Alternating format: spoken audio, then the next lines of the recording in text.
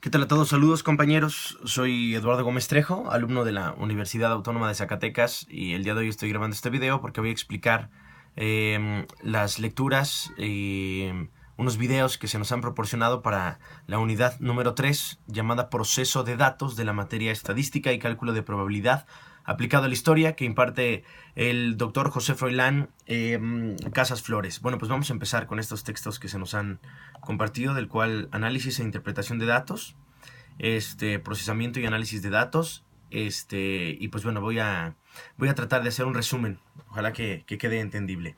Bueno, como todos sabrán, lo único malo de estudiar a distancia, de estudiar en línea, es que prácticamente lo único que tenemos es la teoría, ¿no? Y creo que nosotros, al menos en mi caso, soy más como de aquí está la teoría y aquí está un ejemplo, mira, paso por paso vamos a ir detallándolo y si tienen dudas, pregunten por favor.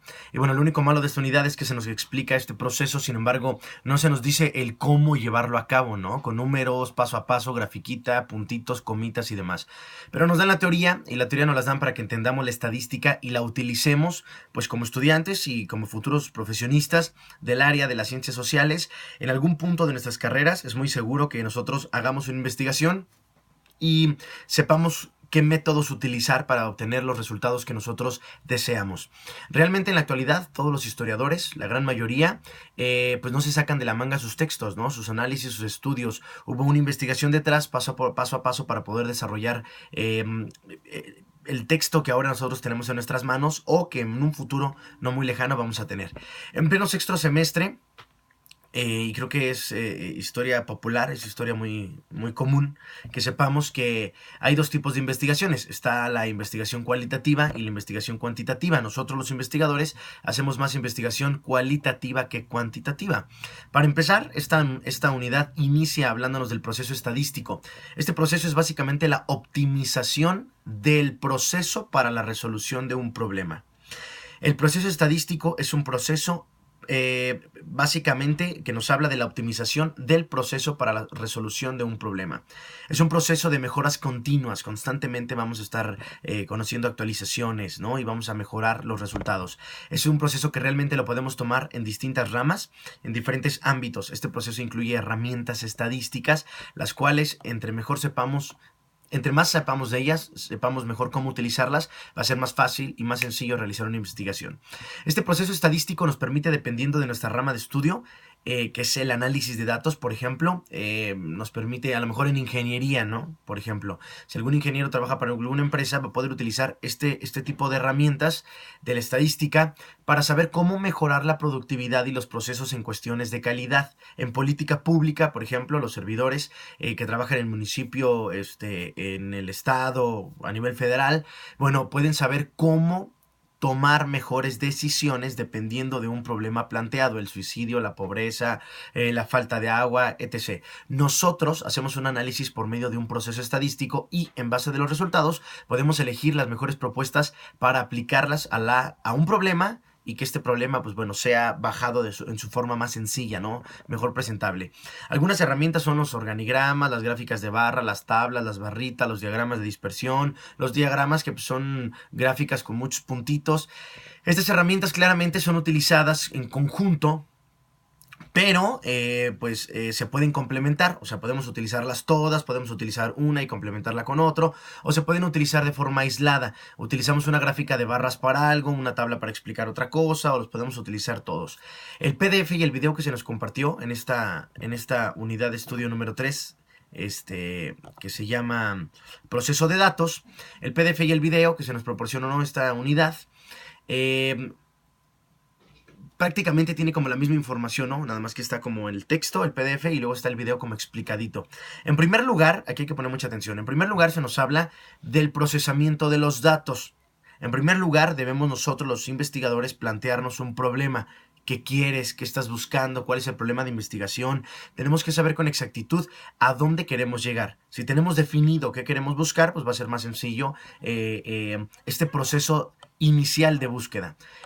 Para ello, para saber qué queremos, necesitamos el dato. Y el dato es la unidad de análisis que nosotros vamos a tener para obtener nuestros resultados.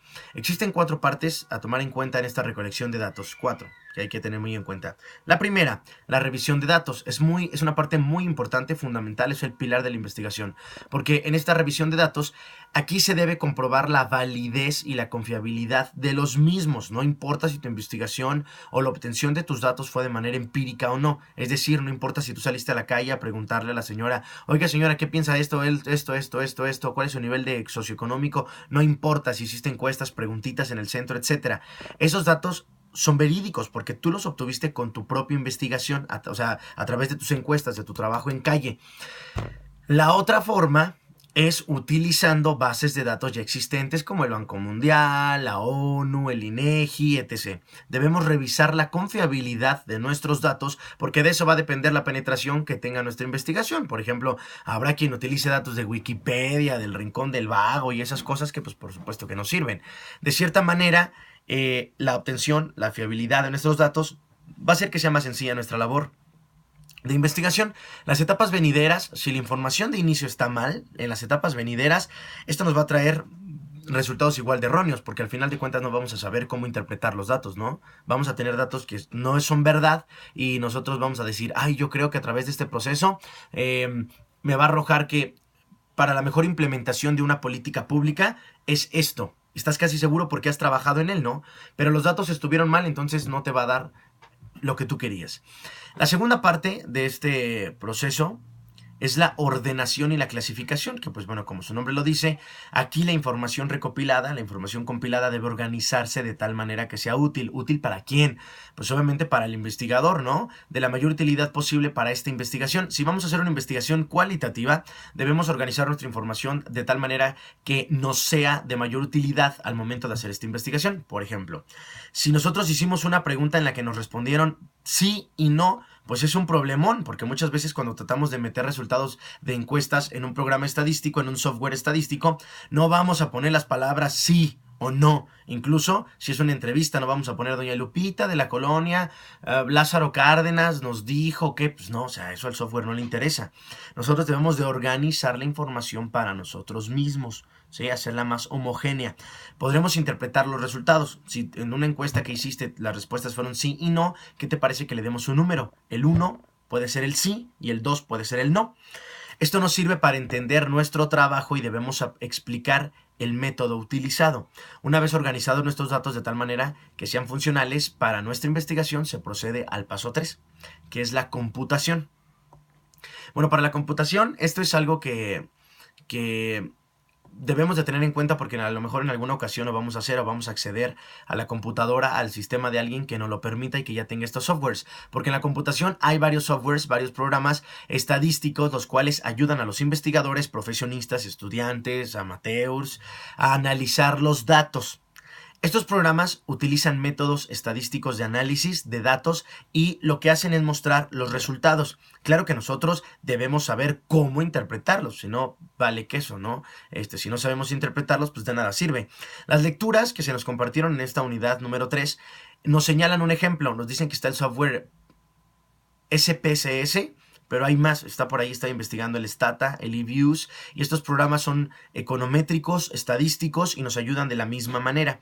Cada uno es muy diferente, cada uno tiene sus pros y sus contras, algunos son más amigables que otros, pero todos dan el mismo resultado. La cosa es que tienen diferentes herramientas que nos pueden ayudar. Claro, el maestro se hace precisamente picándole, moviéndole al programa, ¿no?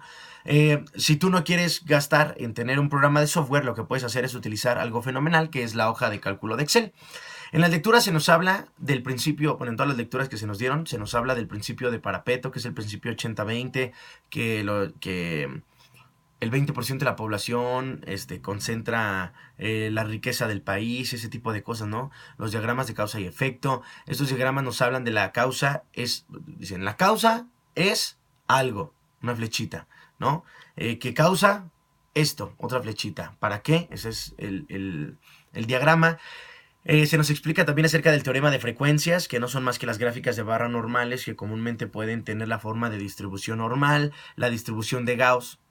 Estas herramientas son estadísticas, nos las mencionan porque nosotros debemos conocerlas. Si nosotros no las conocemos, no vamos a poder utilizarlas en un programa y no vamos a poder llevar a cabo nuestra investigación.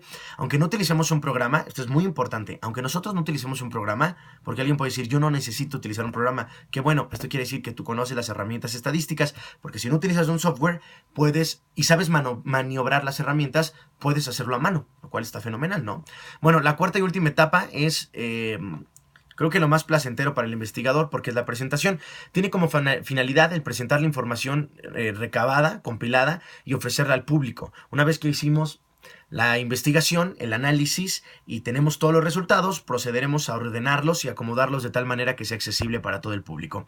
La información, claro, yo siempre he dicho que las investigaciones se hacen por ego propio, ¿no? O a lo mejor no tanto por ego, sino por algo que te llama la atención. O sea, tú quieres hacer una investigación, ¿por qué? Pues porque te llama la atención a ti.